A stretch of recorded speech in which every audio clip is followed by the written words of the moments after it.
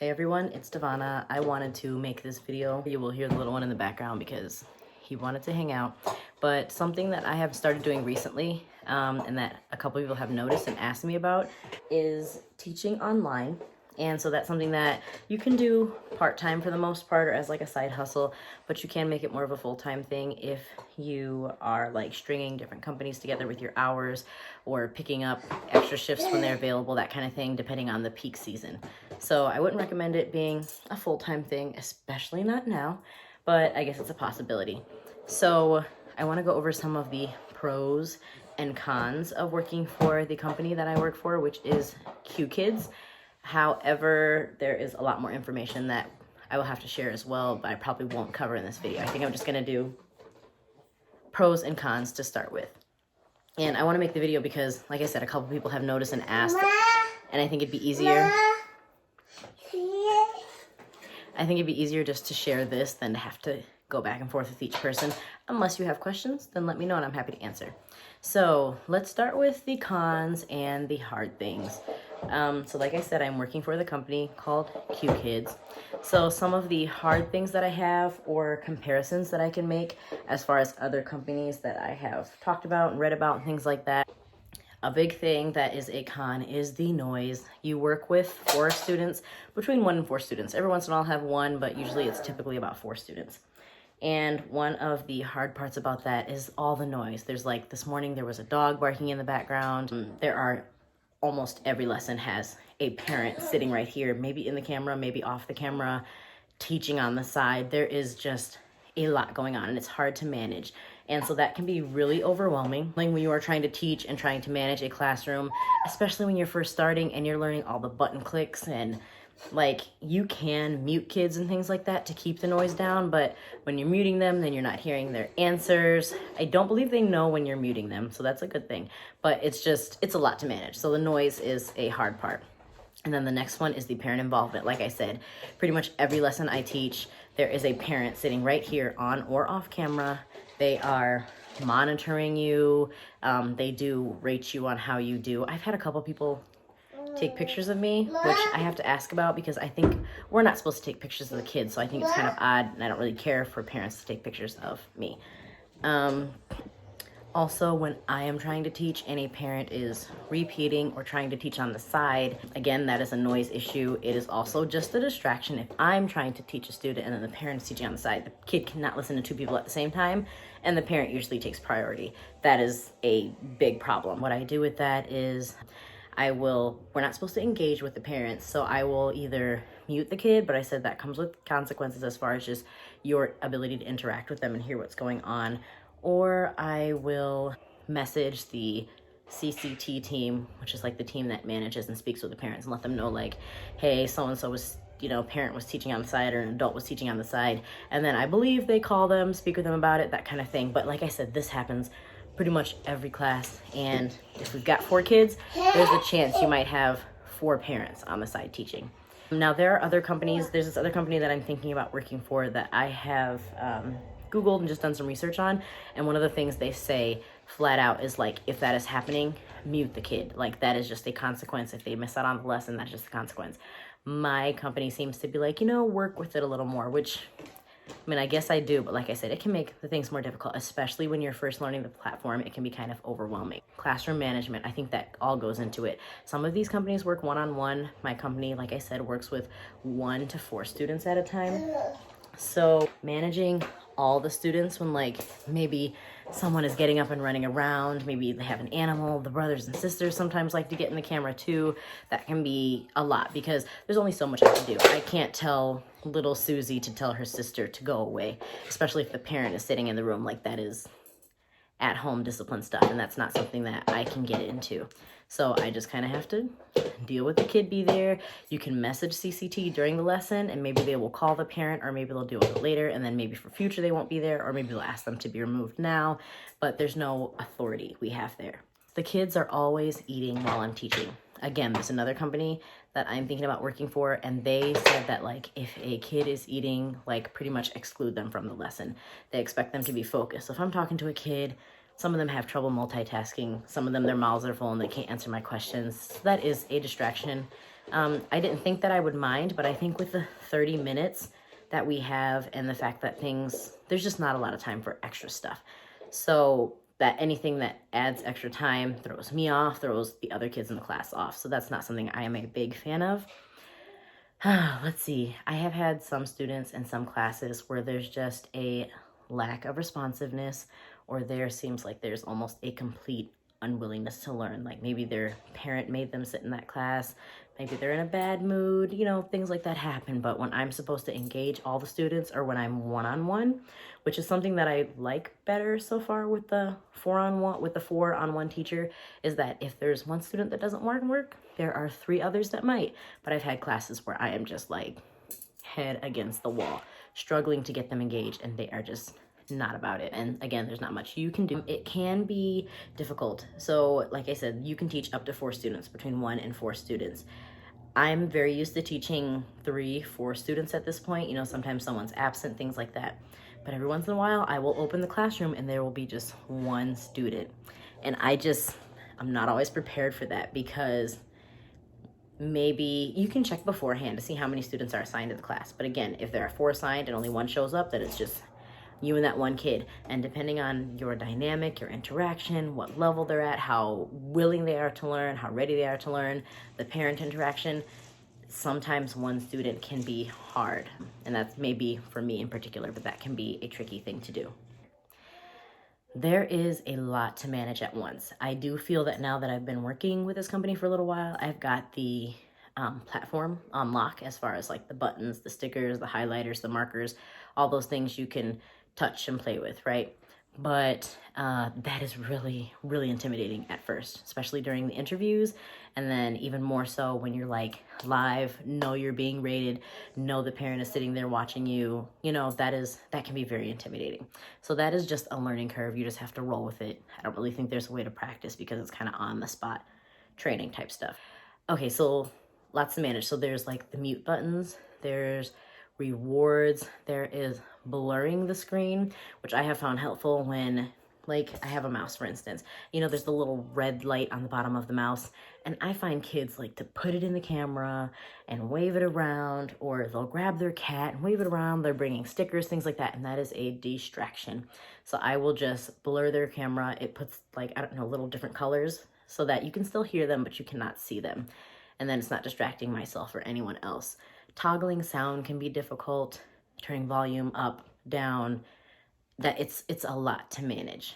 So that is something, like I said, it's just going to be a learning curve that you will need to figure out and take your time. I think the hardest part for me even now is timing can be really tricky.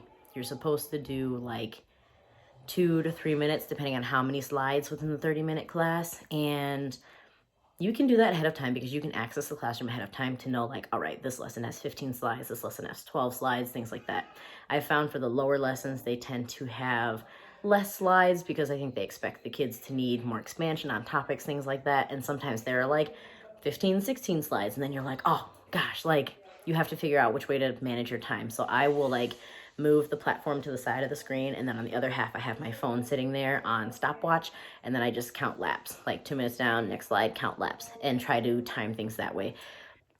Honestly, that's still not accurate enough, because there are some slides where you pull up the platform and there is a slide, and then there are different parts to the slide.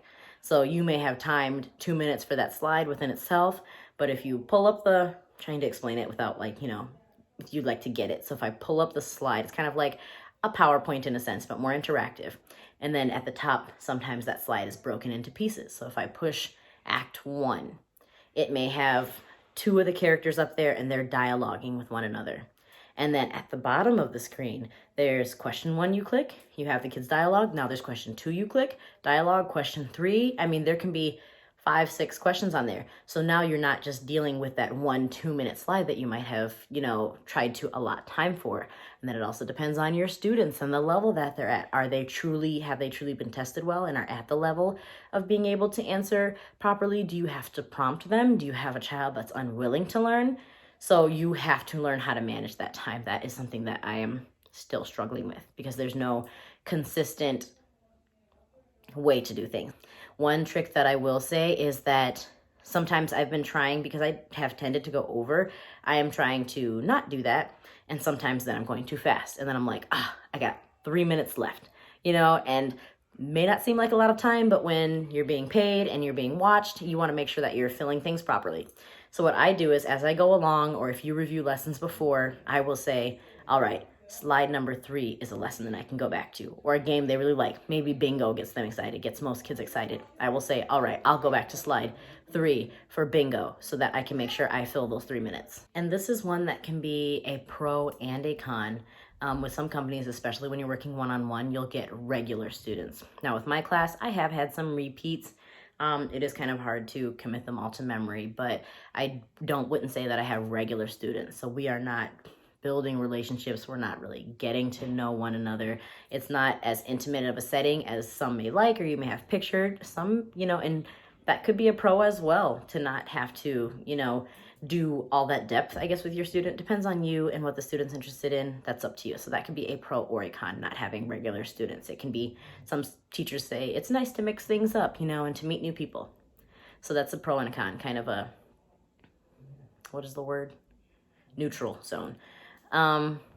And one of the cons, this is also a pro and con, kind of a neutral thing, is that the company assigns you. So what you do is, there's a calendar, and they tell me what class slots they have. I say, I can do this one, this one, this one, not this one, not that one. I can do this one, this one, this one, right? And you kind of try to think ahead of time. So, say for a month, this is going to be my regular schedule. If it changes, you can send that in and let them know, like, hey, this is my new availability. But things can stay consistent. All right, sorry I had to take a moment, have to feed the baby. Okay, so scheduling. I just kind of open my slots, let them know what I'm available for, and then if there is a class or a request that meets that, then they fill that spot for me. They send it to you. Schedules are supposed to be ready by, I believe it's the Sunday, like the week of the Sunday. And then from there you can, let them know if there are issues. I have not consistently had my schedule available on Sunday, so I do have to keep an eye on it. But it is kind of nice to have the company assign you, because then you don't have to worry about, some companies you have to build up your regulars. You've got to teach with a couple students, and then the parents have to request you, and so that can take a while to build up your clientele, basically. So this is nice to know that things can be, when the online teaching world is stable, that your schedule can be stable. It's not something that you have to worry about too much. Let's see what else. So this is something specific for, especially for those of you that might be of color or not the typical or majority teacher kind of look, is something that I have noticed. It took me a few weeks before I got like perfect reviews and scoring. And that matters, because your reviews and scoring do affect your bonuses. However, it can be kind of hard to control if a parent just doesn't like you, or if you had a bad day, or maybe their kid had a bad day, or it's a parent that doesn't think their kid can do wrong and things become your fault, or there's someone that maybe doesn't like how you look, maybe there's a racism thing, maybe there's just a lack of preference for your look thing. You can get rated poorly, and that was one of the things that I got rated poorly on a lot from the beginning. Was, what did they call it? I will have to write it at the bottom because I don't remember the exact wording. But there's also, it's kind of hard to know, because they do give you, like, there are areas that you are rated in, and then there's kind of a breakdown. And there are other things besides just your physical look within that breakdown. But I do feel that that is something that I haven't been rated on all that well, and that I have heard is kind of a problem with online teaching. It's just the lack of diversity and the lack of exposure from another culture to people that maybe look a little different. So I'll take the bad ratings as long as someone gets to see something they don't normally see. Hi. Okay, so something that I struggle with specifically, if you know me and my personality, is, let's see, the energy level. So with this company, they do reviews, like they will watch your videos. I feel like this only happened to me once. They watched my video kind of at the beginning, just kind of see how I was doing. And then let me know, your coach, who helps you during hiring, they continue to help you throughout the process. Your coach helps you when you're being hired, and then they stay and work with you throughout. So near the beginning, I got a message from my coach, and he said that he had watched a video. He gave me suggestions on things that I could improve on, things that I did well, stuff like that. And one of the things that they mentioned for me was just kind of like my energy level. Now, this is kind of, it's not my personality. So like sometimes when I first got into this, I would like watch videos of people on YouTube that were really into this and that are like making a big business out of this and all that stuff. And they are just bubbly, hey students, da da da, pulling out puppets, you know, acting a mess, crazy stuff like that. I don't even do that with my own son, and he is a year old. That's just not necessarily how I approach kids. So I'm at this energy level, and some companies want this energy level, right? So that can be something that you can get marks down on. It can be just a difference in expectations. It can be something that the company can ask you to improve. So that's not something I really care for. And it's something that some teachers have warned about when you're watching videos, is just that expectation of high energy. And that can be something that can be particularly difficult at 3:30 in the morning. You know, if you're teaching, depending on your schedule availability and where you live. We're of course working on Chinese, Beijing time, I believe. So your time zones may not coincide. And so I work really early in the morning and then later in the evening. And so it can be really hard to roll out of bed at 3 o'clock in the morning and then get up and be like, yes, you know, on giddy mode, especially when that's not my natural. Like even if it was midday, that's just not my natural. So to me, that seems a bit fake or not truly me, and it can be draining. I would say this job is pretty easy. I don't want you to think like it's simple, like anyone can do it, but it's a doable job. But that part can be very draining if you're doing this every day for multiple shifts. And then I think the hardest thing, I kind of mentioned it before, is just the timing. It is, for me out here in my time zone, it is really early in the morning. And that brings me to a pro as well. So I'm really tired. It's kind of hard to adjust my regular schedule to fit that because I've got this one. But a pro in that is that since it's so early in the morning, he tends to be asleep. So I can get my time with him. Of course, I'm tired during the day. If you can get a nap when your child naps, if they still nap, or if someone can watch them so you can sleep in a little bit and go back to bed after classes. But that early morning can be a beast. But again, the pro is that maybe your kid is asleep and you won't be missing time with them as you would if you went to a traditional job. Sorry, this is another con, and this is kind of after the fact, so the lighting is a little different. I just want to throw it in there because I just taught a class and this happened and it came back to memory. But one of the things that can be tricky is because the kids have the ability to log on and log off. I had this one kid where like, it's called putting them on stage, in which I put them up on the platform, and then it's like one-on-one, you know, like maybe I ask him a question, then he answers it, or we have a dialogue back and forth. And there's this kid that I just put up there, and every time I put him up there, he just logged off. It's basically the equivalent of if you were teaching a classroom and the student just got up and walked out and then came back as they please. Okay, so now we're on to the pros.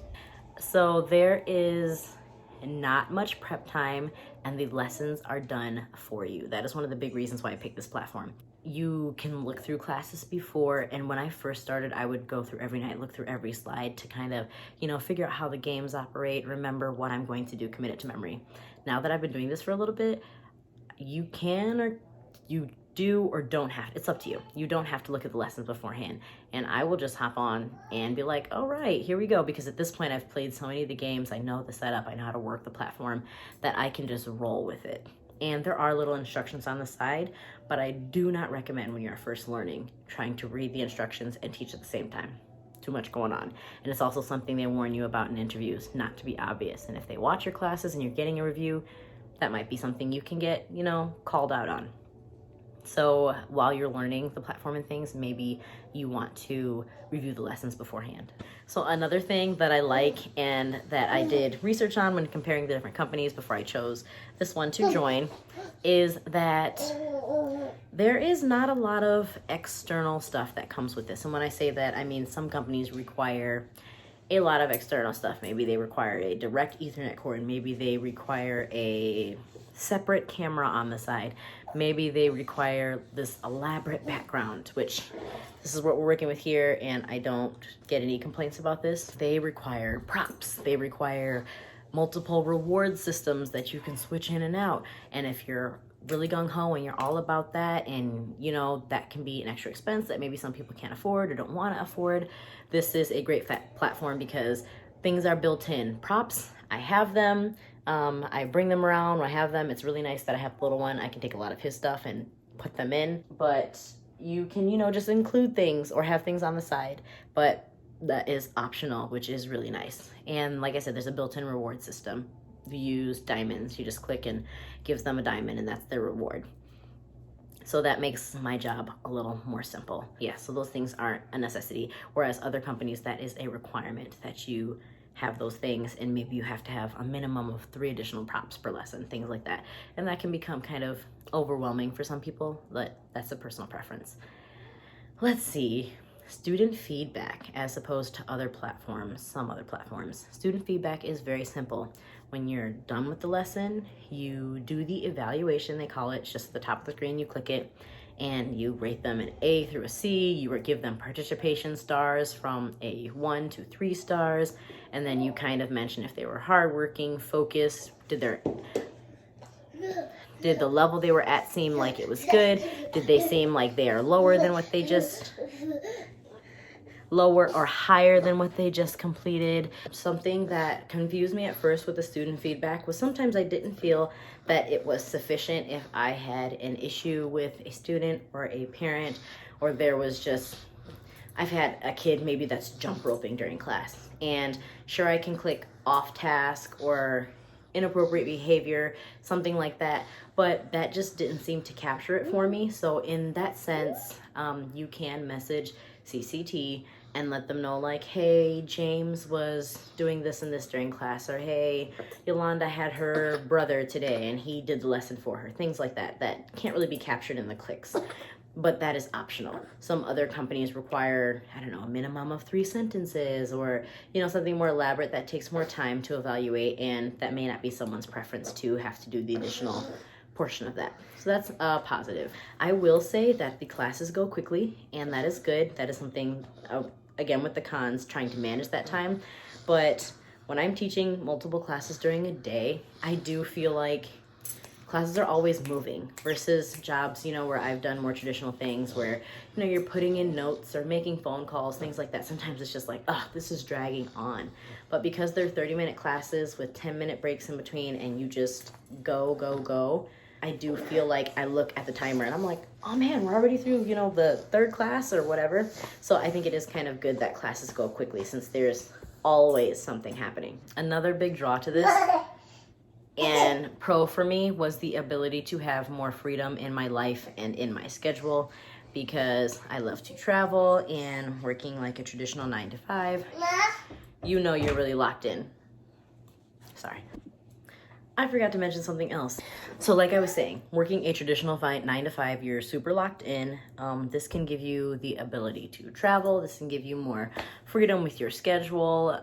It just makes you feel a little more in control of your life. So that's something I really like about this, because you're a contractor and not an employee. So, I mean, as long as you follow the rules and guidelines of your contract, then you are, like I said, I just don't feel as locked in and trapped as I have with certain positions that I've had in the past.